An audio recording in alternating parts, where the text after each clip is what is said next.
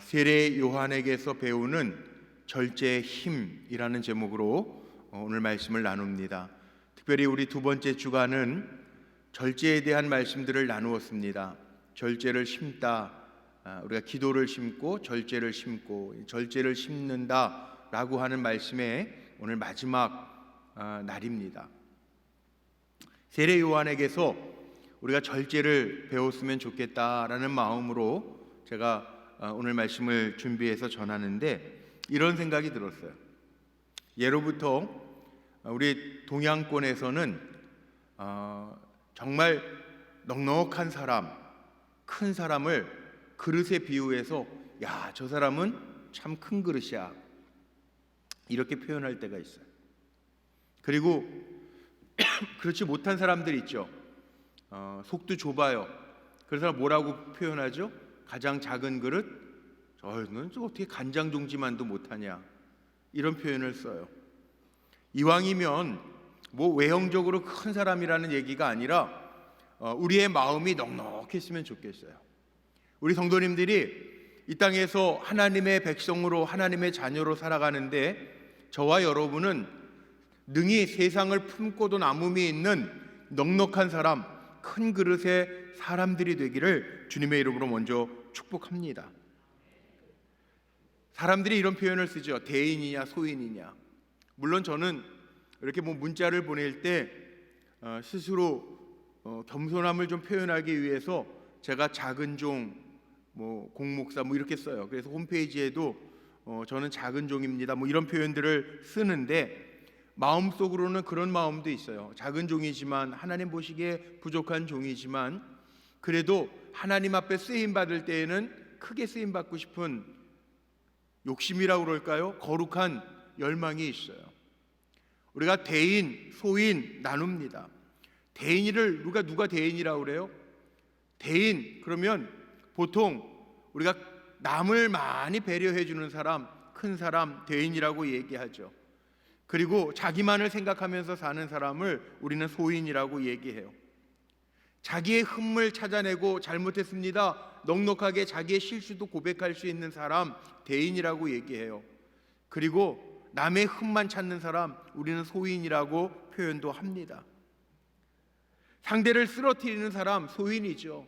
그러나 상대를 잘 세워줄 수 있는 사람, 나만 서는 게 아니라 남도 세워줄 줄 아는 사람, 대인이라고 이야기를 합니다. 그 보통 대인과 소인 이렇게 표현하지만 소인 다음에 붙는 말이 있어요. 우리가 보통 그런 표현, 아유 저 소인배, 저런 소인배, 이렇게 쓰기도 해요.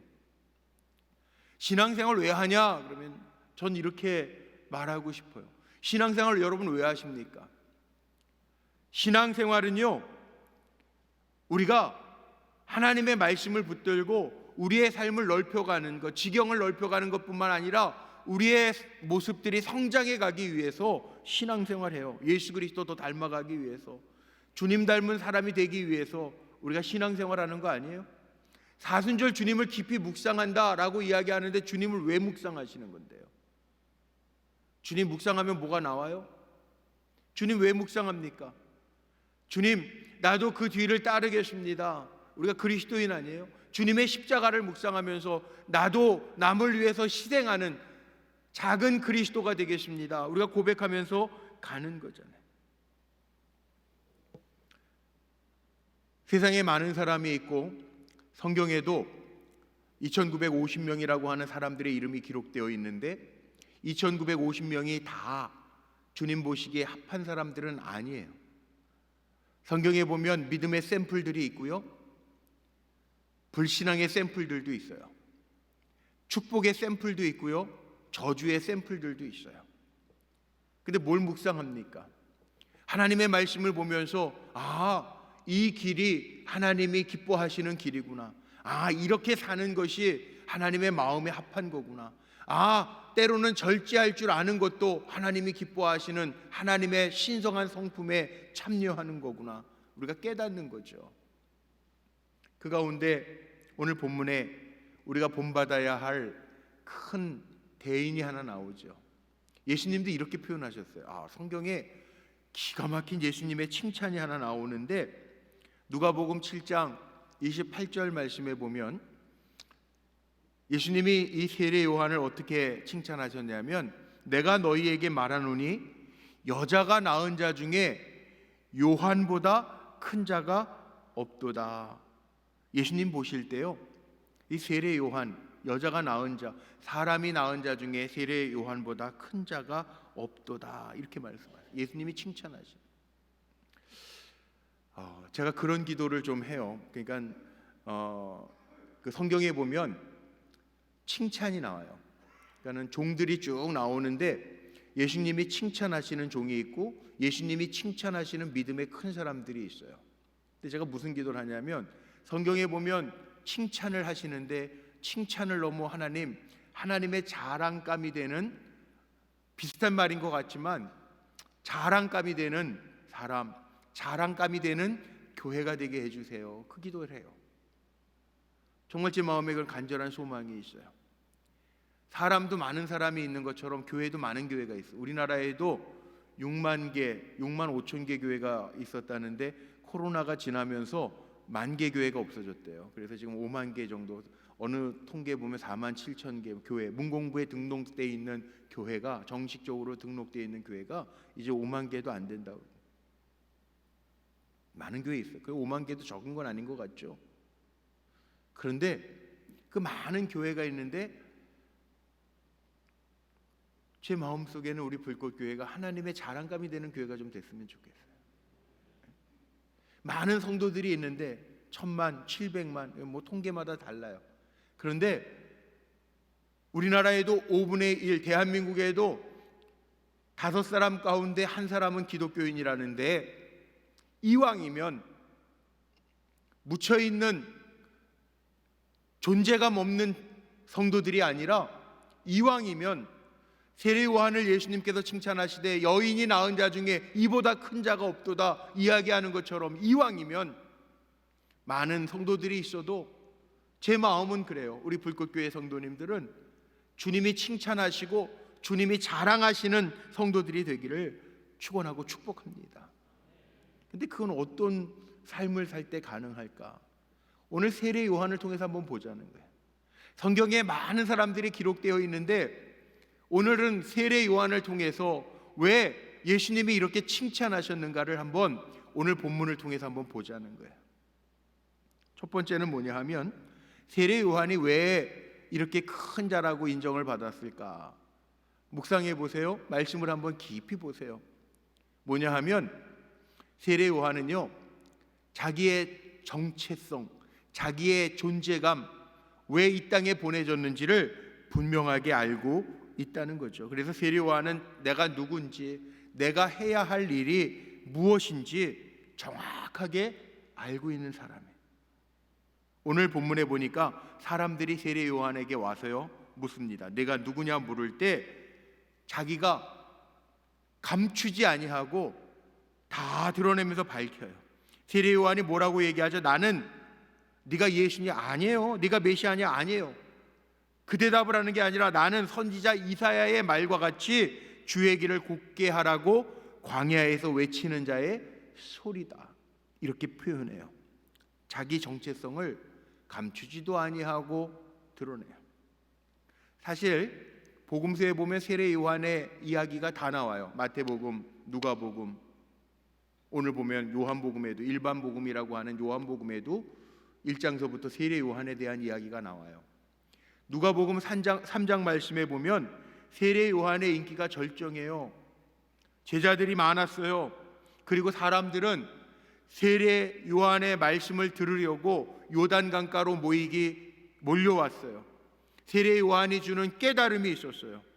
그래서 사람들은 야, 세례 요한을 보니까 정말 대단한 사람인 것 같아서 야, 이 하나님이 보내시는 메시아인가, 메시아로 추대하려고 하는 움직임도 있었어요. 근데 이 정도 되면 보통 사람들 같으면요 우쭐하는 마음이 있잖아요. 남들이 알아주고 남들이 모여들기 시작하면요 사람들은 우쭐해요. 선을 넘어가는 거예요. 우쭐해져요. 오바해요. 오바. 쉽게 얘기하면 오바해요. 와, 사람들이 날 알아주네.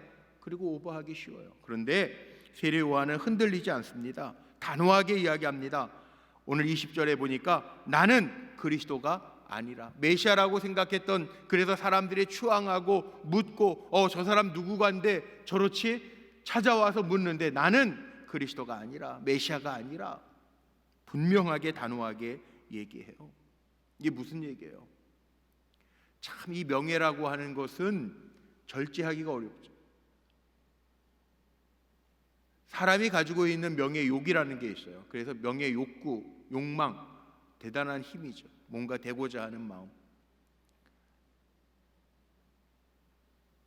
잘 조절하면서 통제한다라고 하는 게 쉽지 않아요. 사람은 죽어서 이름을 남긴다고 그러죠. 그러니까 뭔가 남기려고 그래요. 가문의 영광을 자기를 통해서 뭔가 이루려고 하는 욕구가 누구에게나 있어요. 찌그러져 살아가고 싶은 사람은 별로 없을 거예요. 그런데 세례 요한은요, 사람들이 알아주고 세워주려고 할 때 분명하게 얘기해요. 나의 정체성을 잃어버리지 않아요. 선을 넘지 않아요. 오버하지 않아요. 그리고 분명하게 얘기해요. 나는 이사야 선지자가 말했던 것처럼 주의 길을 곧게 하라고 광야에서 외치는 자의 소리로다. 주의 길을 예비하는 자라고 얘기해요. 분명한 거죠. 큰 나무는요, 뿌리부터 다르대요. 그래서 뿌리가 깊은 나무는 쉽게 흔들리지 않아요. 아니, 흔들릴 수 있지만 뽑히지는 않아요. 이게 다른 거예요. 세례 요한은 내가 누구인지를 알았고 왜 보내졌는지를 분명히 알았기 때문에 흔들리지 않아요. 정체성이 흔들리지 않아요. 유혹받지 않아요. 사람들이 추대하려고 해도 선을 넘지 않아요. 이게 바로 세례 요한이 가지고 있는 절제의 힘이에요. 누군지를 분명히 아는 거죠. 우리 살아가면서요, 우리 막 살면 안 돼요. 왜? 오늘 우리 찬양 같이 했죠. 너는 보배롭고 존귀한 자다. 여러분, 우린 보배롭고 존귀한 자로 하나님이 택하여 주셨기 때문에 나를 위해서 예수를 십자가에 못 박기까지 우리를 사랑해 주신 거예요. 되는 대로 살지 말자고요.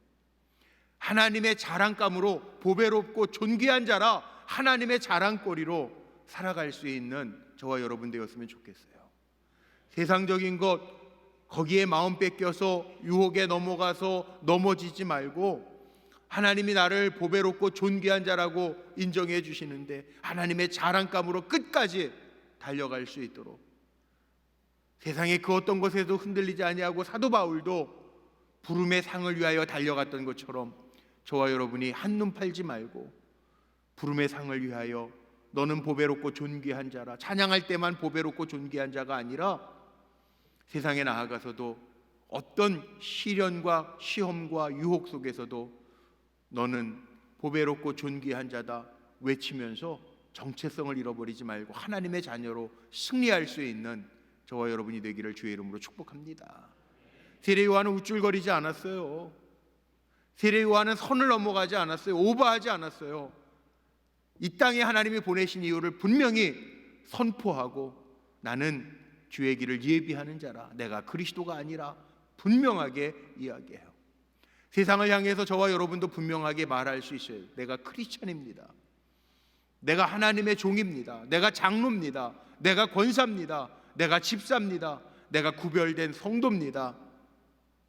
떳떳하게 흠없이 주님 오시는 그날까지 이 정체성을 잃어버리지 말고 달려갈 수 있는, 숨기지 말고, 숨긴다라고 하는 건 뭔가 찝찝하다는 거 아니에요. 세례 요한은 숨기지 않고 드러내어 말하기를 나는 아니라 말할 수 있는 사람, 아니요 할 때 아니요 할 수 있는 사람, 예할 때 예할 수 있는 사람, 그 사람이 바로 저와 여러분 되기를 주의 이름으로 축복합니다. 두 번째는 세례 요한을 보면서 우리가 깨달아야 될 것들이 있는데 겸손한 사람임을 알 수 있어요.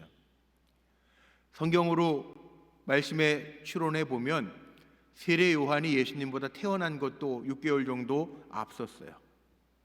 사역도 세례 요한이 예수님의 공생에, 그리고 예수님 앞에 세례를 베풀 정도로 앞섰어요. 오늘 읽은 27절 말씀에 보면 이런 말씀, 내 뒤에 오시는 그이라 나는 그의 신발끈을 풀기도 감당하지 못하겠노라 하더라. 이 신발끈을 푼다라고 하는 것은요, 의미가 있습니다. 이 당시에 발을 씻기고 신발끈을 풀어준다, 이거는 종 중에서도 가장 낮은 종이 하는 일이에요. 유대 관습 중에 유대 랍비 격언 가운데에서도 이런 격언이 있어요. 제자가 스승을 위해서 할 수 있는 일 중에 다 할 수 있는데 신발끈을 푸는 일 빼고는 어떤 일도 할 수 있는 것이 제자다. 신발끈은 손님이 와도 제일 꼬레비 종이 하는 일이라는 거예요. 제자들도 신발끈을 푸는 일 외에는 다 할 수 있는 게 제자라고 하는 일, 그러니까 신발끈을 풀고 발을 씻겨주고 하는 게 가장 천한 일이에요. 예수님이 제자의 발을 씻겨줬다라고 하는 세족식을 한다라고 하는 것은 감히 감당할 수 없는 일을 예수님이 하셨다라는 얘기예요.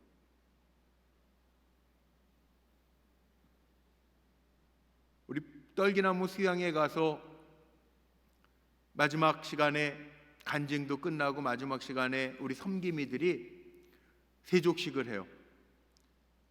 간증할 때도 많이 눈물들을 흘리지만 제가 이렇게 뒤에서 그 과정들을 보면서 은혜 받고 깨닫는 게 있는데, 이 세족식을 할 때 참 많은 우리 새가족분들이 섬김을 받고 눈물을 흘려요. 그리고 간증할 때도 그런 표현을 써요.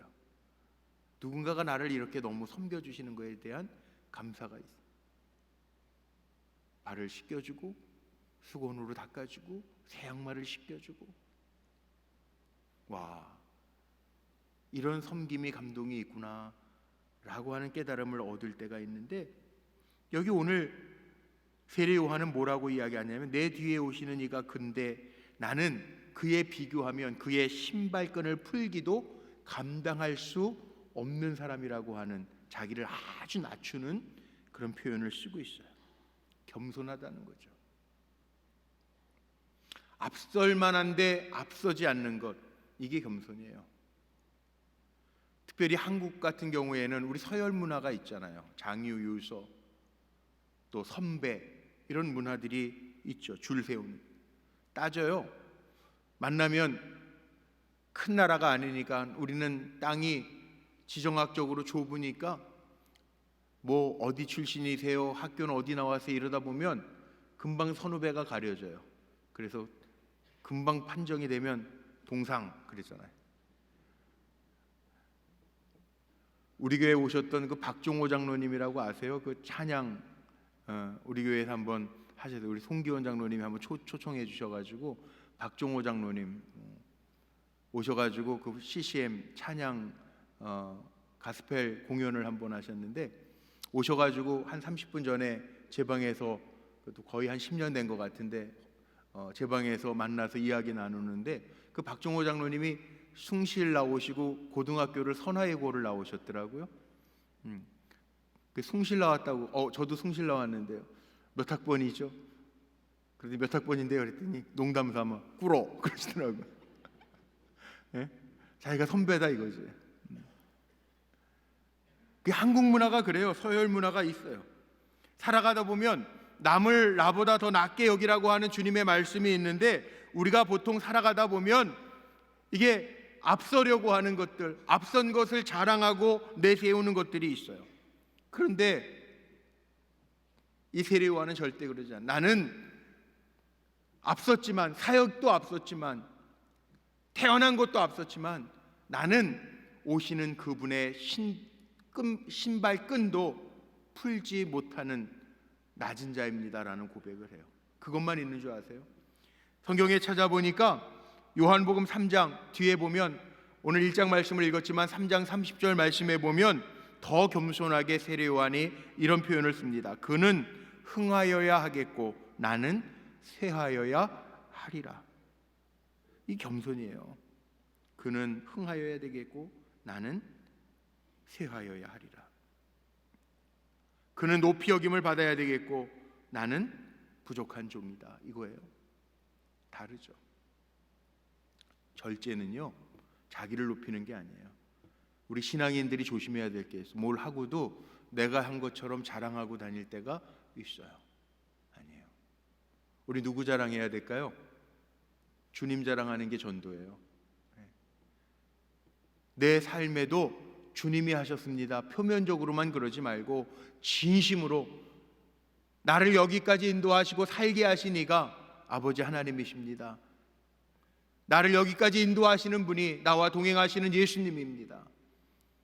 주님 높여드리고 자랑하는 자리에 저와 여러분이 있게 되기를 주의 이름으로 축복합니다. 세상적인 것도 절제해야 되겠지만 결코 주님보다 앞서지 않는 것, 세례 요한처럼 결코 주님보다 앞서지 않는 것, 주님 앞서가십시오, 내가 뒤따르겠습니다, 겸손함으로 달려가는 저와 여러분이 되기를 주의 이름으로 축복합니다.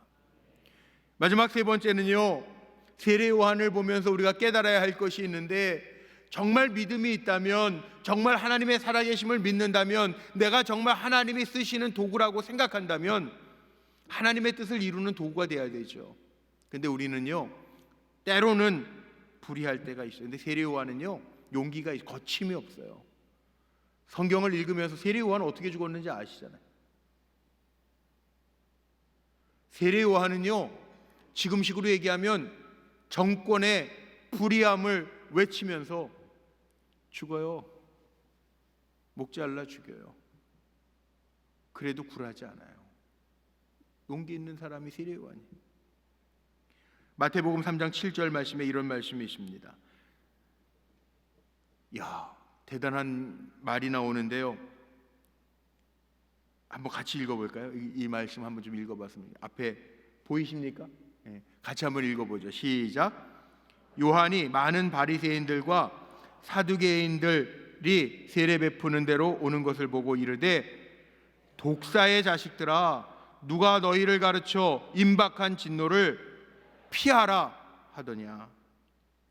당시의 종교 지도층이에요. 나름대로 권위가 있는 사람들이에요. 그런데 세례 요한은요, 거침없어요. 그들에게 펀치 날리는 거예요. 누가 임박한 재림을 피하라 하더냐. 두려울 게 없어요. 정치적으로도요, 마가복음 6장 18절 말씀에 보면 이렇게도 얘기합니다. 세례 요한이 헤롯 안디바, 왕이죠, 왕. 그 당시에 분봉 왕이에요. 권력자예요. 최고 권력자. 세례 요한이 이렇게 얘기합니다. 이는 요한이 헤롯에게 말하되 동생의 아내를 취한 것이 옳지 않다 하였습니다. 이것 때문에 죽임을 당해요. 헤롯 안디바가 자기의 이복 동생 헤롯 빌립의 아내인 헤로디아를, 성경에 있는 얘기잖아요, 아내 삼을 때 세례 요한이요, 불의를 못 참아요. 이거 잘못된 거 아니냐 얘기하는. 대단하죠? 불의한 것을 보고 불의한 것을 얘기할 수 있는 사람. 우리는 좋은 게 좋은 것이 뭐 세상 사는 게 뭐 꼭 그렇게 튈 필요가 있어? 뭐 예수 믿는 거 너무 티내지 마. 우리 남자분들이 그러니, 당신 교회 다니는 거 그래, 뭐 종교의 자유가 있으니까 교회 다니는 것까지 내가 뭐라고 못하겠는데, 그런 남편들이 있대요, 우리 교회도. 근데 교회 다니면서 너무 튀지 마 당신. 아니에요. 예수 믿는 건 세상에요, 튈 수밖에 없어요. 우리는 세상을 변화시키라고 하나님 보내신 종들이에요. 어디를 가든지 예수 그리스도의 향기를 나타내야 할 사명이 우리에게 있어요. 세상에서 숨지 마세요. 우리는 하나님의 뜻을 이루라고 하나님이 보내신 종이라는 사실을 기억하며 사시기를 바랍니다. 때로는 용기가 있을 때 용기 내야 돼요. 아니요 할 때 아니요 할 수 있어야 돼요. 이게 그리스도인 아니에요? 근데 우리는 너무 요즘에 기독교인이라는 얘기를 오히려 못하고 사는 시대가 되거든요. 교회 다니는 것을 부끄러워하는 시대가 돼요. 청년들 이야기 들을 때 깜짝깜짝 놀랄 때가 있어요. 아니에요. 세례 요한은 절제하는 자였지만 용기 있는 자였어요. 세례 요한을 보세요. 절제하는 모습이 있어요. 얼마나 절제했는지 아세요? 성경의 세례 요한을 표현하면서 누가복음 1장 15절 말씀에 보면 이렇게 기록하고 있습니다. 세례 요한이 얼마나 절제하며 용기 있는 사람이었는가를 보여주는데, 이는 그가 주 앞에 큰 자가 되며 포도주나 독한 술을 마시지 아니하며. 그리고 마태복음의 3장에 보면 이런 기록도 있어요. 그때 세례 요한이 이르러 유대 광야에서 전파하여 말하되, 3장 4절에 이 요한은 낙타 털옷을 입고 허리에 가죽띠를 띠고 음식은 메뚜기와 석청이었더라. 세례 요한은 일반적으로 우리가 누리는 의식주 생활도 포기했어요. 낙타 털옷을 입고 그리고 가죽 허리띠를 띠고 음식은 광야에서 먹는 광야의 메뚜기와 석청, 꿀, 자연산 꿀이겠지. 그게 몸에 좋아서 살았는지도 모르겠지. 근데 그게 아니에요. 세상적인 거 누리는 거 다 포기하고 광야에서 그렇게 이사야가 예언한 대로 절제하면서 육체적인 욕망을 다 끊고 철저하게 자신과의 싸움 속에서 승리하는 삶을 살았다는, 이게 쉬운 게 아니잖아요. 우리 살아가면서 저도 설교하면서 절제에 대한 정의를 내려드리고 엠크레테리아라고 그러고 제가 뭐 절제에 대한 얘기를 한 주간 하면서 제 마음에도 야, 절제하고 싶은 것 할 수 있는데 주님 때문에 안 할 수 있는 게 절제라면 야, 내가 절제 잘 하고 있는가? 우리가 성경에 20가지씩 지켜야 될 것, 버려야 될 것 말씀 적어놓고, 야, 지켜야 될 것 지키기 위해서 내가 얼마나 노력했나, 버려야 될 것 내가 얼마나 애쓰면서 정말 정결하게 살아가려고 잘라내고 거두어내고 참고 살아가는가 생각해 보면 부끄러운 게 참 많죠. 그런데 한번 보라는 거예요. 사람의 마음속에 정말 이렇게 세례 요한처럼만 할 수 있는 마음이 얼마나 될까? 쉽지 않아요. 쉽지 않아요. 내가 뭘 하나 결단하고 할 때에도 추진력 있게 그렇게 하는 게 쉽지 않아요. 세상도 그렇게 내버려 두지도 않아요. 그렇게 살라는 거예요. 분명하게 어디까지인지 선을 긋고 절제할 줄 아는 힘을 가지고 살라는 거예요. 우스갯소리지만 이런 얘기가 있어요. 어떤 중국집에요, 씨름 선수가 들어와 가지고 배가 고팠는지 짜장면을 시켜가지고 먹기 시작하는데 씨름 선수 엄청 먹는 9그릇을 먹었어요. 식당 주인이 너무 놀랍기도 하고, 야, 저렇게 9그릇씩이나 먹네, 씨름 선수라 다르네. 그래서 장난 삼아서 씨름 선수에게 뭐라고 얘기했냐면, 한 그릇 더 시켜서 10그릇 채우는 게 어떻겠냐고, 내가 한 20% 싸게 해주겠다고 그랬더니 이 씨름 선수가 벌떡 화를 내더니 뭐라고 그랬는 줄 아세요? 내가 돼지인 줄 아냐고. 자기가 먹을 수 있는 한 개만 딱 먹고 말았대요. 9그릇.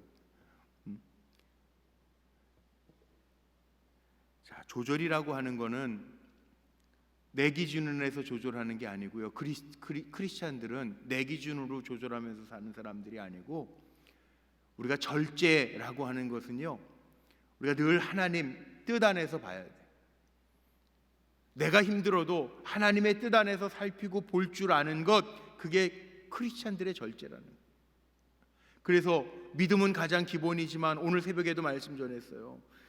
신성한 성품이 있는데 믿음이 가장 기본, 믿음으로 구원 얻는 가장 기본이죠. 그 믿음 위에 뭐를 쌓고, 덕을 쌓고, 덕의 지식을, 지식의 절제를, 이게 하나님의 성품이에요. 우리가 아는 것도 중요하지만 아는 것으로 그치는 것이 아니라 지식의 절제를 쌓아서 하나님의 뜻에 자꾸 비추어 봐서 잘라낼 건 잘라내고 멈춰야 될 건 멈추고 나가야 될 것은 내가 힘들어도 참고 나갈 수 있는 거, 이 힘이 절제라는 거예요. 세례 요한이 이게 철저하잖아요. 그래서 오늘 세례 요한을 소개하면서 뭐라고 얘기합니까? 세례 요한을 소개하면서 세례 요한은 분명하게 얘기하거든요. 아니라, 나는 그리스도가 아니라. 예수님이 분명하게 얘기합니다. 여인이 낳은 자 중에 이보다 큰 자가 없다. 그런데 이 힘이 어디에서 왔을까요? 오늘 결론이에요. 이제 말씀 마칠 텐데 결론이 뭐냐 하면 누가복음 1장 15절 말씀에 보니까 이런 표현이 있어요. 우리 같이 한번 읽어봐야 돼요. 시작. 모태로부터 성령의 충만함을 받아. 세례 요한을 소개하면서 우리가 잊으면 안 되는 게 있어요. 지금까지 제가 다 말씀드렸지만 이게 어디에서 왔냔 말이에요. 모태에서부터 성령의 충만함을 받아 세례 요한이 세례 요한 될 수 있었더라는 거라죠. 성령이 도우시고 성령의 충만함, 성령이 이끌어 주셔서 이 모든 것, 용기를 내야 될 때 용기를 낼 수 있고 아니오할 때 아니오할 수 있고 자기의 정체성을 분명하게 말할 수 있는 것, 이게 어디에서 왔느냐? 모태로부터 성령의 충만함을 받아. 세례 요한이 절제의 삶을 살 수 있었던 것은 바로 성령의 역사가 있었기 때문이라는. 그래서 제가 첫 시간에 말씀 나누면서 그랬죠. 절제는 뭐의 열매라고요? 성령의 열매. 성령의 9가지 열매 중에 절제가 마지막에 들어가요. 모태로부터 성령의 충만함을 받아. 자, 오늘 기도해야 될 제목을 제가 드리고 오늘 말씀 마치려고 그래요. 절제 내 힘으로 하는 게 아니라는 거예요. 성령의 충만함을 받아. 여러분 오늘 기도할 때요, 제가 여러분에게 일일이 한 가지 안 물어봐도 절제해야 될 것, 내 삶 속에서 내가 절제해야 될 게 뭔가 오늘 새벽에도 제가 한번 생각해 보시라고 그랬죠. 내 힘으로는 안 돼요. 안 되기 때문에 여기까지 내가 절제 못하는 것들이 있을지 몰라요. 오늘 저하고 여러분하고 기도하면서 하나님, 성령의 충만함을 받았던 세례 요한이 절제의 힘을 가졌던 것처럼 나에게도 성령 충만함을 주옵소서 기도하면서 저하고 여러분이 그리스도인으로서 분명한 정체성을 확립하고 겸손하게 용기 있게 성령의 주시는 지혜와 힘을 얻어서 세례 요한처럼 절제의 힘을 가지고 승리하시기를 주님의 이름으로 축복합니다. 우리 함께 찬양하고